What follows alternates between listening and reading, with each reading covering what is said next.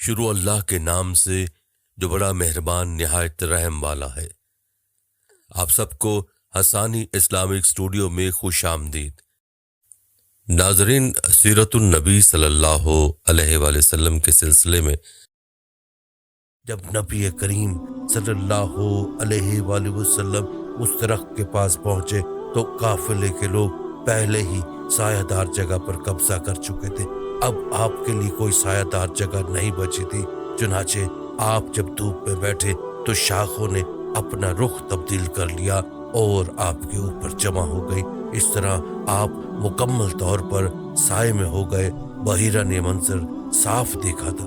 آپ کی یہ نشانی دیکھ کر اس نے قافلے والوں کو پیغام بھجوایا، اے قریشیو، میں نے آپ لوگوں کے لیے کھانا تیار کروایا ہے۔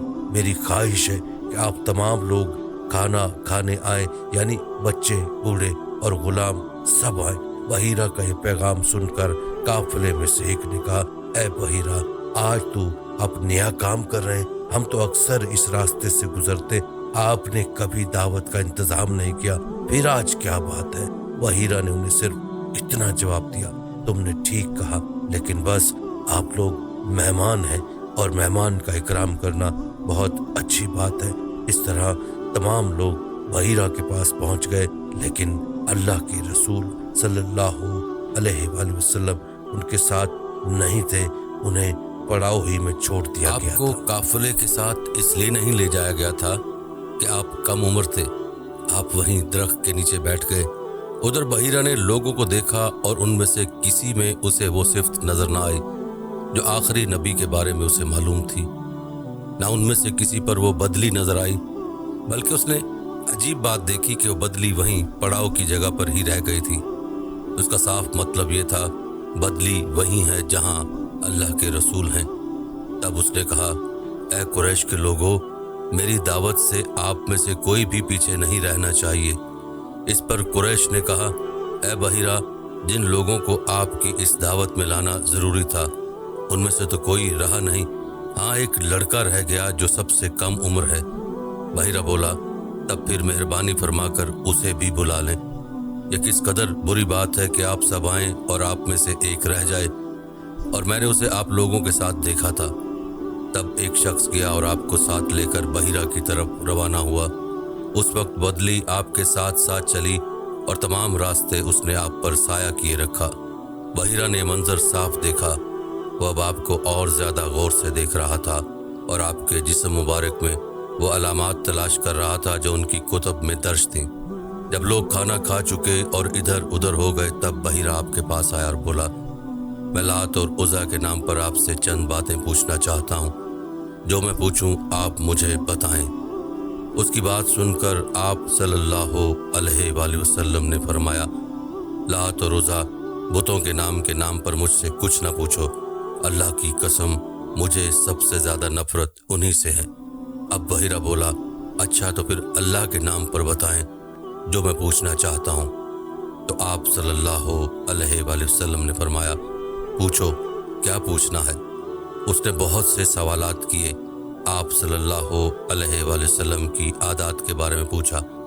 اس کے بعد اس نے آپ صلی اللہ علیہ وسلم کی کمر سے کپڑا ہٹا کر مہر نبوت کو دیکھا۔ وہ بالکل ویسا ہی تھا جیسا کہ اس نے اپنی کتابوں میں پڑھا تھا۔ اس نے فوراً مہر نبوت کی جگہ کو بوسہ دیا۔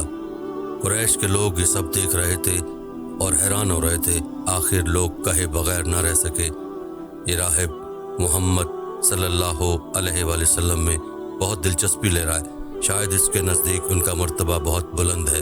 ادھر نبی کریم صلی اللہ علیہ وآلہ وسلم سے بات چیت کرنے کے بعد بحیرہ ابو طالب کی طرف آیا اور بولا، یہ لڑکا تمہارا کیا لگتا ہے؟ ابو طالب نے کہا، یہ میرا بیٹا ہے۔ اس پر بحیرہ نے کہا، نہیں، یہ تمہارا بیٹا نہیں ہو سکتا، یہ نہیں ہو سکتا کہ اس کا باپ زندہ ہو۔ ابو طالب کو یہ سن کر حیرت ہوئی۔ پھر انہوں نے کہا، دراصل یہ میرے بھائی کا بیٹا ہے، ان کا باپ کہاں ہے؟ وہ فوت ہو چکا ہے، اس کا انتقال اس وقت ہو گیا تھا جب یہ ابھی پیدا نہیں ہوئے تھے۔ یہ سن کر بحیرہ بول اٹھا، ہاں یہ بات صحیح ہے، ان کی والدہ کا کیا ہوا؟ ان کا بھی تھوڑے عرصہ پہلے ہی انتقال ہوا ہے۔ یہ سنتے ہی بحیرہ نے کہا، بالکل ٹھیک کہا، اب تم یوں کرو کہ اپنے بھتیجے کو واپس وطن لے جاؤ، یہودیوں سے ان کی پوری طرح حفاظت کرو۔ اگر انہوں نے انہیں دیکھ لیا اور ان میں وہ نشانیاں دیکھ لیں جو میں نے دیکھی ہیں تو انہیں قتل کرنے کی کوشش کریں گے۔ تمہارا یہ بھتیجا نبی ہے، اس کی بہت شان ہے، ان کی شان کے بارے میں ہم اپنی کتابوں میں بھی لکھا ہوا پاتے ہیں، اور ہم نے اپنے باپ داداؤں سے بھی بہت کچھ سن رکھا ہے۔ میں نے یہ نصیحت کر کے اپنا فرض پورا کر دیا ہے، اور انہیں واپس لے جانا تمہاری ذمہ داری ہے۔ ابو طالب بحیرہ کی باتیں سن کر خوف زدہ ہو گئے، آپ کو لے کر مکہ واپس آ گئے۔ اس واقعے کے وقت آپ کی عمر 9 سال تھی۔ اس عمر کے لڑکے عام طور پر کھیل کود میں ضرور حصہ لیتے ہیں، ان کھیلوں میں خراب اور گندے کھیل بھی ہوتے ہیں۔ اللہ تعالیٰ نے آپ کو اس سلسلے میں بھی بالکل محفوظ رکھا۔ جاہلیت کے زمانے میں عرب جن برائیوں میں جکڑے ہوئے تھے، ان برائیوں سے بھی اللہ تعالیٰ نے آپ کی حفاظت فرمائی۔ ایک واقعہ آپ صلی اللہ علیہ وآلہ وسلم نے خود بیان فرمایا۔ ایک قریشی لڑکا مکہ کے بلائی حصے میں اپنی بکریاں لیے میرے ساتھ تھا۔ میں نے اس سے کہا، تم ذرا میری بکریوں کا دھیان رکھو تاکہ میں قصہ گوئی کی مجلس میں شریک ہو سکوں، وہاں سب لڑکے جاتے ہیں۔ اس لڑکے نے کہا، اچھا۔ اس کے بعد میں روانہ ہوا۔ میں مکہ کے ایک مکان میں داخل ہوا تو مجھے گانے اور باجے کی آواز سنائی دی۔ میں نے لوگوں سے پوچھا، یہ کیا ہو رہا ہے؟ مجھے بتایا گیا کہ قریشی کے فلاں شخص کی بیٹی سے شادی ہو رہی ہے۔ میں نے اس طرف توجہ دی ہی تھی کہ میری آنکھیں نیند سے جھکنے لگیں، یہاں تک کہ میں سو گیا۔ پھر میری آنکھ اس وقت کھلی جب دھوپ مجھ پر پڑی۔ آپ واپس اس لڑکے کے پاس پہنچے تو اس نے پوچھا، تم نے وہاں جا کر کیا کیا؟ میں نے اسے واقعہ سنا دیا۔ دوسری رات پھر ایسا ہی ہوا۔ مطلب یہ کہ قریش کی لغو مجلسوں سے اللہ تعالیٰ نے آپ صلی اللہ علیہ وسلم کو محفوظ رکھا۔ قریش کے ایک بت کا نام بوانا تھا۔ قریش ہر سال اس کے پاس حاضری دیا کرتے تھے، اس کی بے حد عزت کرتے تھے، اس کے پاس قربانی کا جانور ذبح کرتے، سر منڈاتے، سارا دن اس کے پاس اعتکاف کرتے۔ ابو طالب بھی اپنی قوم کے ساتھ اس بت کے پاس حاضری دیتے۔ اس موقع کو قریش عید کی طرح مناتے تھے۔ ابو طالب نے نبی کریم صلی اللہ علیہ وآلہ وسلم سے کہا، بھتیجے آپ بھی ہمارے ساتھ عید میں شریک ہوں۔ آپ صلی اللہ علیہ وآلہ وسلم نے انکار فرما دیا۔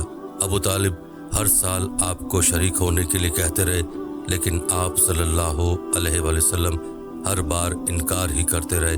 آخر ایک بار ابو طالب کو غصہ آ گیا۔ آپ صلی اللہ علیہ وآلہ وسلم کی پھوپھیوں کو بھی آپ صلی اللہ علیہ وآلہ وسلم پر بے تحاشا غصہ آیا۔ وہ آپ سے بولیں، تم ہمارے معبودوں سے اس طرح بچتے اور پرہیز کرتے ہو، ہمیں ڈر ہے کہ تمہیں کوئی نقصان نہ پہنچے۔ انہوں نے یہ بھی کہا، محمد آخر تم عید میں کیوں شریک نہیں ہوتے؟ ان کی باتوں سے تنگ آ کر آپ ان کے پاس سے اٹھ کر کہیں دور چلے گئے۔ اس بارے میں آپ صلی اللہ علیہ وآلہ وسلم فرماتے ہیں، میں جب بھی بوانا یا کسی اور بت کے نزدیک ہوا، میرے سامنے ایک سفید رنگ کا بہت قداور آدمی ظاہر ہوا۔ اس نے ہر بار مجھ سے یہی کہا، محمد پیچھے ہٹو۔